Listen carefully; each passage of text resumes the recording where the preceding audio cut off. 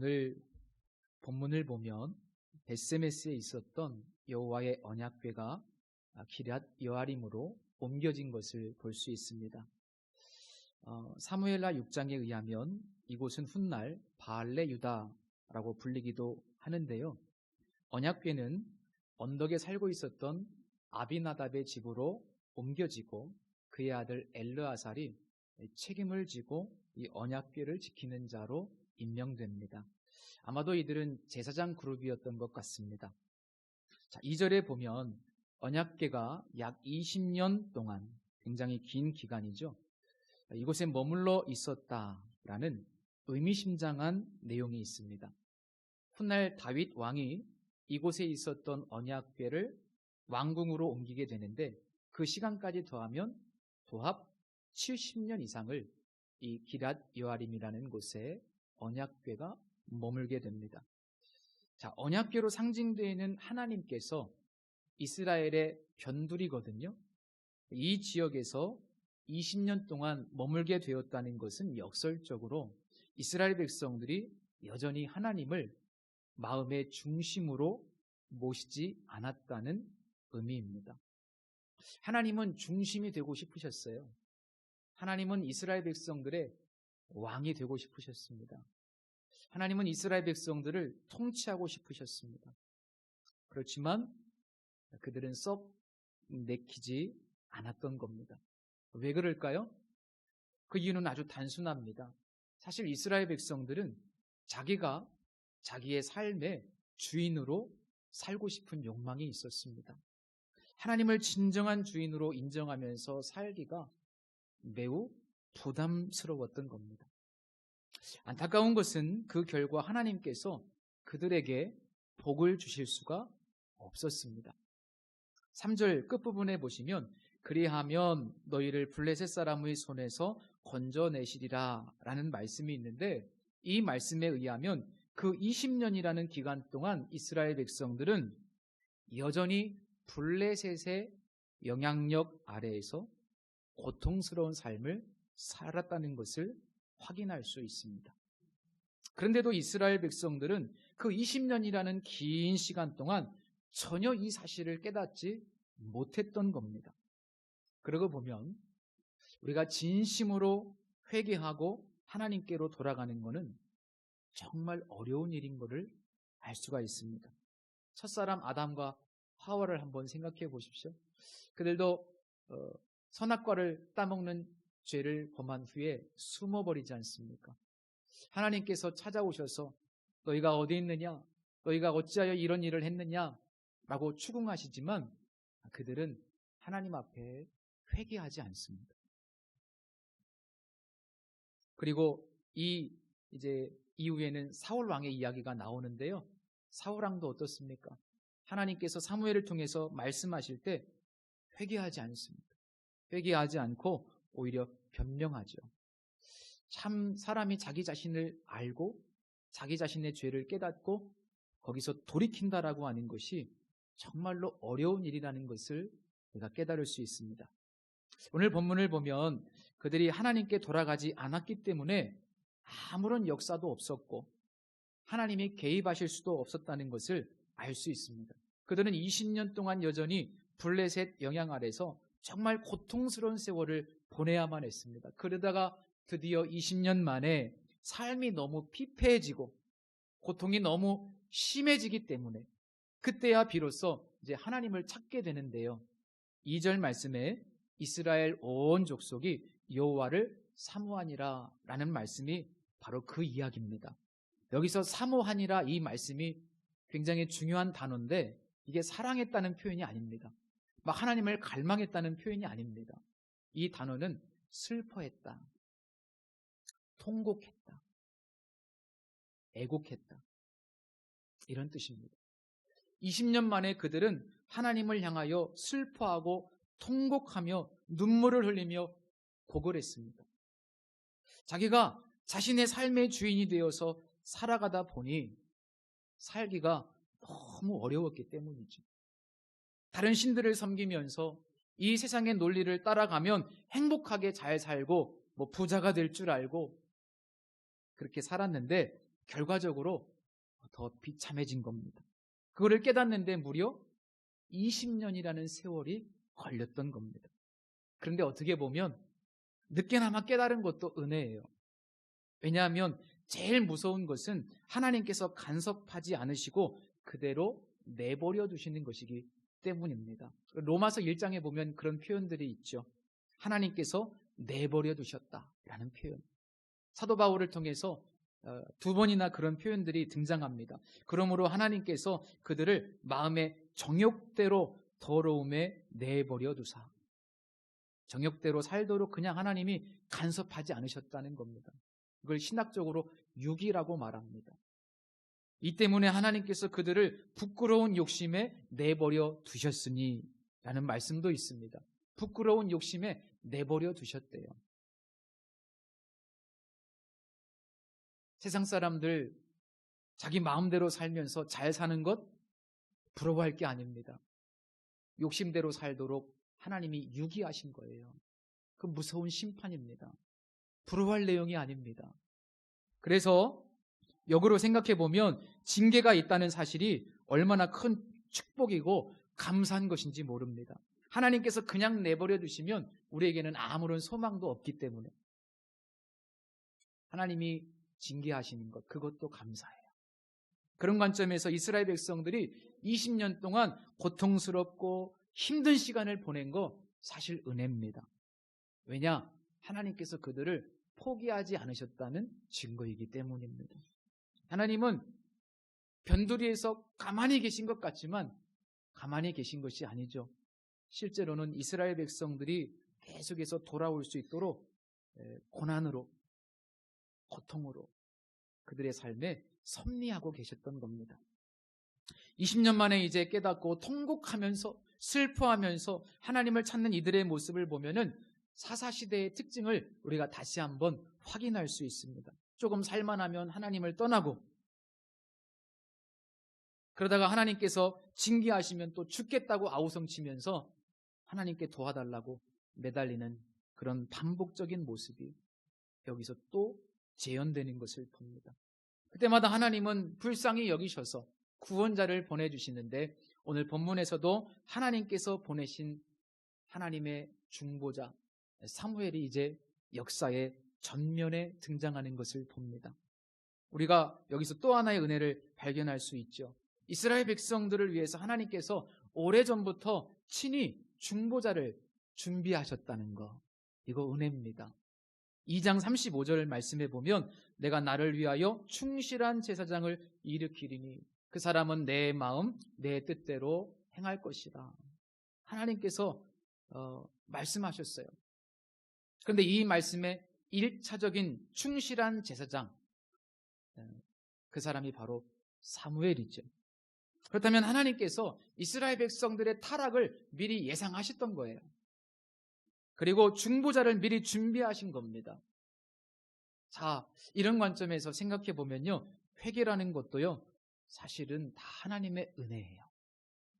우리가 하나님이 준비하신 중보자 때문에, 그리고 하나님께서 고통을 주심으로 우리가 하나님께로 향할 수 있도록 역사하시고 섭리하셨어요. 성경을 거슬러 올라가 보면 첫사람 아담과 하와가 범죄함으로 죄가 세상에 들어옵니다. 그런데 놀라운 것은 그 순간부터 하나님은 이미 우리의 죄를, 인류의 죄를 담당할 중보자를 미리 친히 준비하셨습니다. 창세기 3장 15절 말씀이 그 내용이지 않습니까? 내가 너로 여자와 원수가 되게 하고 내 후손도 여자의 후손과 원수가 되게 하리니 여자의 후손은 내 머리를 상하게 할 것이요 너는 그의 발꿈치를 상하게 할 것이니라. 이 말씀에서 여자의 후손은 예수 그리스도를 상징하죠. 그리고 뱀의 후손은 마귀를 상징합니다. 그래서 2장 35절 말씀 아까 읽어드렸는데 내가 나를 위하여 충실한 제사장을 일으키리니 라는 말씀, 그 말씀에서 궁극적으로 이 충실한 제사장은 앞으로 오실 메시아, 이미 이 땅에 오신 메시아 예수 그리스도를 상징합니다. 그래서 결국 우리가 하나님께로 돌아갈 수 있는 것도 모두 중보자를 예비해 주신, 돌아갈 수 있도록 역사해 주시고 환경을 배열하시는 하나님의 놀라운 은총입니다. 사무엘이 회개의 메시지를 선포합니다. 그는 마치 세례 요한처럼 아주 담대하게 이스라엘 백성들을 향하여 하나님께 돌아와야 된다고 말씀하고 있습니다. 이 돌아오라는 말을 가만히 한번 생각해 보십시오. 그렇다면 그들은 지금 어떤 상태에 있다는 겁니까? 하나님을 떠나 있는 상태라는 의미가 되겠죠. 자, 이 말씀에 의하면 그렇습니다. 우리가 예배드리고 또 신앙생활을 열심히 하고 있지만 실상 하나님께서 보실 때 영적으로는 우리가 하나님을 떠나 있는 상태에 있을 수도 있다는 거예요. 자, 여기 많은 분들이 예배하기 위해서 모였습니다. 그런데 어떤 분들의 마음은 하나님에게서 떠나 있는 분들도 있을 수 있다는 겁니다. 이건 정말 무서운 말씀입니다. 아마 그런데 내가 하나님을 떠나 있다고 생각하시는 분들은 없을 거예요. 나는 하나님을 잘 믿고 있다고 다들 생각하실 겁니다. 그리고 나는 회개할 것이 없다고 생각하시는 분들도 있을 수 있습니다. 그렇다면 정말 우리가 하나님을 떠나지 않고 있는 사람인지, 내가 정말 하나님을 잘 섬기고 있는 사람인지, 내가 회개의 대상은 아닌지 알 수 있는 방법이 본문에 있습니다. 저는 이 말씀을 묵상하면서 나조차도 회개의 대상이구나 라는 생각이 들었습니다. 오늘 본문에 아주 중요한 표현이 2번 반복되는데 여호와께로 향하여 그만을 섬기라 라는 말씀입니다. 여호와만 섬기라는 말씀이 반복되는데 이 여호와만을 섬기라는 말씀이 어떤 의미인가요? 그들은 하나님뿐만 아니라 수많은 이방신들을 섬겼는데 왜 그렇게 한 겁니까? 그 궁극적인 이유가 뭘까요? 하나님 한 분만으로는 충분하지 않다고 생각했기 때문입니다. 성도 여러분, 정말 하나님 한 분만으로 충분하십니까? 나는 정말 예수님 한 분만 있으면 충분하십니까? 그래서 주님의 법도만 붙들고 살아가십니까? 어떤 환경과 상황 속에서도 정말 예수님 때문에 행복하시고 만족하십니까? 그게 진짜 복음이고 그게 진짜 하나님과 함께하는 연합된 상태입니다. 정말 그렇다면 다행이시고요. 만약에 정말 그렇지 않다면 우리는 다 회개의 대상입니다. 저도 회개의 대상입니다. 사도 바울은 예수님을 가진 자는 모든 것을 가진 자라고 그랬어요. 다른 건 다 세상에 있는 거 배설물로 여겼다고 그랬어요. 그런데 우리가 예수님을 믿는다고 하면서도 여전히 결핍의식에 시달리고 여전히 만족함이 없고 여전히 세상이 부럽고 마음에 기쁨이 없고 늘 염려가 있고 그렇게 살아가고 있다면요, 실제로는 주님 한 분만으로 충분하지 않은 상태입니다. 정확하게 아직 복음을 이해하지 못한 거예요. 그리고 그 복음의 능력을 경험하지 못한 겁니다. 왜? 이 세상에 예수님 한 분만으로 충분한 것이 복음이기 때문입니다. 주님은 우리의 죄를 용서해 주실 뿐만 아니라 우리에게 풍성함을 주시기로 약속하셨어요. 여러분, 모든 것은 하나님으로부터 예수님을 통하여 우리에게 오는 겁니다. 그런데 만약 우리가 이 사실을 믿지 않는다면 우리는 여전히 세상의 방법을 취할 것이고 내가 주인이 되어서 살아갈 것이고 세상의 쾌락을 추구하게 될 것이고 염려하게 될 것이고 만족함이 없게 될 겁니다. 저는 요즘 그런 기도를 드립니다. 이 사순절 내내 제가 기도하는 것은 그겁니다. 하나님, 제가 예수님 때문에 행복하게 해주십시오. 단 하나의 이유, 예수님 때문에 행복하기를 원합니다. 내가 목사로서 주님만 바라보기를 원하고 예수님이 나의 전부가 되기를 원합니다. 그 기도 하나 드리고 있습니다. 2개 드리고 있네요. 제 아내도 그렇게 되기를 원합니다. 저만 그러면 안 되잖아요. 여러분, 예수님을 가진 자는 모든 것을 가진 자래요. 정말 믿으십니까? 그렇다면 우리는 바알과 아세라를 버리신 건가요? 정말 나는 풍요의 신을 섬기지 않고 있습니까? 정말 나는 건강하고 온전한 방법으로 하나님이 주시는 것만 받겠다고 결정하고 그렇게 살아가십니까? 정말 나는 세상의 쾌락을 멀리하고 있습니까? 바알과 아세라는요, 이거는 성적인 쾌락도 함께 포함되어 있는 매력적인 종교 시스템을 가지고 있어요. 그러니까 한 발은 교회에 머물러 있고 한 발은 세상에 머물러 있는 이중 생활을 하는 거예요. 교회는 다니지만 세상 것도 포기할 수 없고 세상 즐거움을 포기할 수 없고 세상의 법대로, 세상에서는 세상의 법대로 살아가고 교회에서는 하나님을 예배하고 이스라엘 백성들이 하나님을 섬기지 않은 것이 아니고요. 하나님만을 섬기지 않은 겁니다. 예수님 한 분만으로 충분하지 않았던 겁니다. 이게 회개의 내용이 되어야 합니다. 그러면 우리 정직하게 주님 앞에서 한번 생각해 보십시오. 나는 정말 법대로만 사는가? 성경대로만 사는가? 나는 주님 한 분만으로 충분한가? 저는 이번 주에 목회 데이터 연구소라는 곳에서 발표한 따끈따끈한 설문조사 자료를 보고 굉장히 충격을 받았습니다. 교회를 다니는 소위 기독 대학생들, 기독 청년들에게 설문조사를 했는데요. 그 결과가 나왔는데 그 조사 중에 하나가 이런 겁니다. 우리 기독 대학생들 3명 중에 2명은 비혼 동거를 찬성하고 있다는 결과가 나왔습니다. 매우 다양한 이유가 있는데요. 세상 사람들이 그렇게 사니까, 집이 마련되지 않아서, 데이트 비용이나 생활비를 줄이기 위해 곧 결혼할 거라서, 결혼에 대한 확신이 서지 않아서 등등 여러 사유가 있었습니다. 더 끔찍한 조사 결과는요. 비혼 동거를 하게 되면 오히려 장점이 있는데 미리 살아봄으로 결혼 여부에 도움이 된다. 근데 이게 세상 사람들의 이야기가 아니고요. 교회를 다니는 청년들 3명 중에 2명이 이렇게 생각한다는 거예요. 정말 인본주의적인 생각인데 심지어 이런 내용도 있습니다.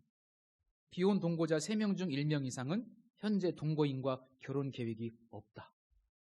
이게 교회를 다니는 아이들의 수준입니다. 근데 아이러니한 것은 보십시오. 그렇게 동거하면서 나에게 정말 맞는 대상인지를 그렇게 신중하게 고민하고 결정하는데 왜 이혼율은 더 증가합니까? 그거 아이러니 아닙니까?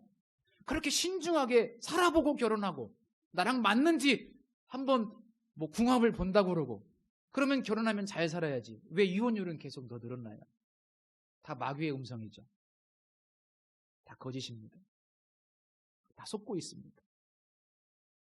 더 이상 교회를 다니는 청년들 3분의 2에게는 결혼이 신성한 제도가 아니에요. 신성한 약속이 아니에요. 언약이 아니에요. 그러니 얼마나 끔찍합니까? 세상 방식을 따라가고 세상의 가치관에 오염되어서 완전히 짬뽕된 이 신앙. 그런데 이것이 우리 청년들만의 모습인가요? 우리 어른들은 어떻습니까? 우리 어르신들은 어떻습니까? 우리는 세상과 타협하는 이런 모습이 없습니까? 정말 예수님 한 분만으로 우리가 정말 충분하다고 하나님 앞에 자신 있게 그렇게 고백할 수 있으십니까? 지금은 주님께로 돌아가야 될 때입니다. 하나님께서 저에게 이 회개의 메시지를 전하라는 부담을 주셨어요. 저 자신도 회개해야만 합니다. 또 그럴 만한 자격조차 없는 종이지만 우리 한국교회가 하나님을 왕으로 모시지 않았어요. 하나님과 바알을 숭배했어요. 하나님과 성공을 숭배했어요.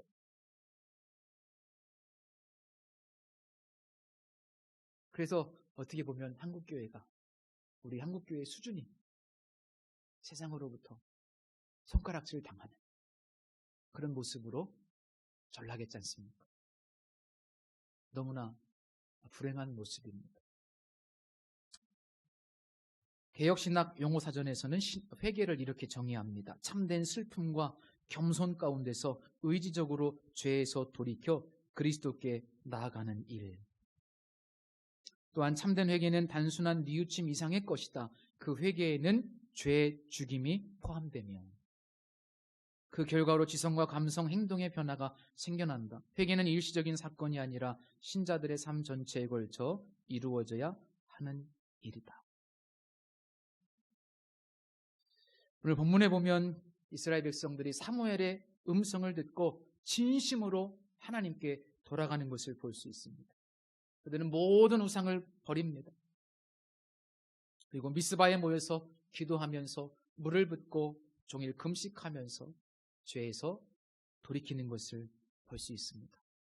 모든 우상을 버렸다는 것은요, 더 이상 죄를 짓지 않도록 나를 유혹하는 세상의 어떤 환경과 문화와 상황을 내가 철저히 제거했다는 의미입니다. 오래전에 어느 미국의 어느 신학대학 총장이 해고를 당했습니다. 왜 그런지 아시나요? 컴퓨터가 오래돼서 고장이 났어요. 수리기사를 불러서 수리를 하는데 그 컴퓨터 수리기사가 이 신학대학 총장님의 컴퓨터에서 엄청난 양의 포르노물을 발견한 거예요. 그래서 그게 드러나가지고 신학대학 총장님이 해고가 됐습니다. 여러분, 신학대학 총장이 아니라 그 할아버지라도요, 환경을 다시 재배열하지 않으면, 제거할 것을 제거하지 않으면 또다시 유혹에 노출되고 죄 짓고 그렇게 타협하며 살아가는 거예요. 여러분, 나는 아니라고 말할 수 있겠습니까? 다윗이 엄청난 죄를 지었는데 나는 그 자리에 있었으면 그런 죄를 안 지을 거라고 자신할 수 있습니까? 저는 그런 왕의 자리에 있었으면 더 타락했을 것 같거든요. 여러분, 우리가 그런 환경에 놓여져 있지 않았기 때문에 그렇지 우리도 얼마든지 더 끔찍한 죄를 범할 수 있는 사람입니다. 그래서 환경을 잘 정리해야 돼요. 심지어 나를 나쁜 길로 인도하는 친구가 있다면 그 사람이 친구일지라도 정리해야 되는 거예요. 회개는 고통스럽습니다. 왜? 돌이켜야 되니까. 정리해야 되니까. 그런데 아셔야 돼요. 회개하지 않으면 더 큰 고통과 고난이 기다립니다. 참 무섭습니다. 오늘 본문에 물을 붓는다는 표현이 있는데요. 이거는 마음을 쏟아낸다는 의미예요. 마음을 쏟는 거예요. 회개는. 그리고 금식은 뭐냐면 그 죄에 대한 슬픔으로 인해서 육체적 영양 공급을 중단하는 거예요. 그 죄에 대해서 깊이 슬퍼하면서 내 마음을 쏟는 거예요. 시편 51편에 다윗이 그런 고백하잖아요. 하나님께서 구하시는 제사는 상한 심령이라. 하나님이여 상하고 통회하는 마음을 주께서 멸시하지 아니하시리이다. 물을 붓는 것, 금식하는 것, 그것은 바로 마음을 찢는 상한 심령의 제사입니다. 상한 심령이라고 하는 것은 마음을 조각조각 내는 거예요. 갈기갈기 찢는 거예요. 정말 예수님 한 분만으로 살아오지 못했다면, 세상 즐거움을 추구하고 세상의 방식을 통해서 무엇인가를 성취하려고 하셨다면, 그리고 아직도 그것을 끊지 못했다면 마음을 찢으셔야 한다는 겁니다. 주님이 곧 오시는데 우리 다 주님 앞에 순결한 신부로 서야 되는데, 여러분, 언제까지 이렇게 우리가 이중생활을 하겠습니까? 본문 이후에 보면 진정한 회개 이후에 블레셋과의 전투가 이루어지고, 여기서 놀랍게도 우리 하나님께서 개입하셔서 그야말로 에베네셀, 그래서 전쟁에 승리하고요, 또 이스라엘의 영토도 회복해 가는 것을 볼 수 있습니다. 결국 이 본문이 우리에게 말씀하고 싶은 것은 회개라고 하는 것, 진정한 회개가 얼마나 중요한가. 또 이 회개라고 하는 것이 부담스러운 것이 아니라 진정한 축복이라는 것을 우리에게 말씀해 주고 있습니다. 여러분, 회개는 너무나 큰 축복이라는 거예요. 회개는 너무나 놀라운 축복입니다. 그래서 저는 이렇게 표현하고 싶어요. 축복은 회개라는 문을 통과해서 우리에게 주어지는 것이다. 회개는 축복으로 가는 관문이다. 이렇게 말씀드리고 싶습니다. 그래서 하나님께서 우리에게 회개하라고 하시는 것, 그리고 회개하도록 지금도 섭리하시고 역사하시는 것은 사실 우리에게 복을 주시고 우리에게 승리를 주시고 진정한 기쁨을 우리에게 주시기 위함이라는 거예요. 최근에 유기성 목사님이 쓰신 우리 서로 사랑하자라는 책을 읽었는데, 그 책에 이런 내용이 있어서 소개하고 마치려고 합니다. 독일의 다름슈타트에는 전 세계에서 온 200여 명의 자매들이 모여서 매일 묵상하고 기도하고 또 예수님의 고난에 동참하는 예배도 드리고 그리고 세계를 위한 중보기도를 매일 드리는 그런 여성 단체가 있답니다. 그 단체 이름은 마리아 자매회입니다. 이 목사님께서 이제 독일에 가셨다가 그 공동체를 가보게 되었는데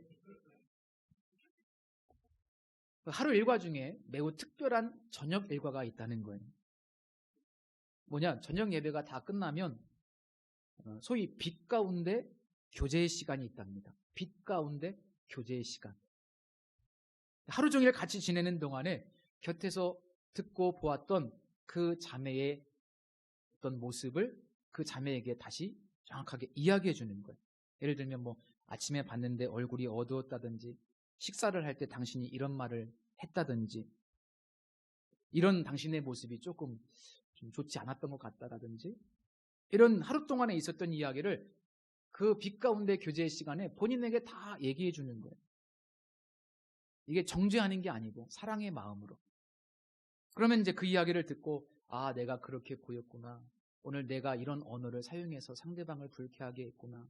혹은 내가 이런 무의식 중에 한 행동이 상대방에게 조금 불쾌했구나. 를 깨닫는 거죠. 그리고 하나님 앞에 분명히 회개하도록 도와주는 거예요.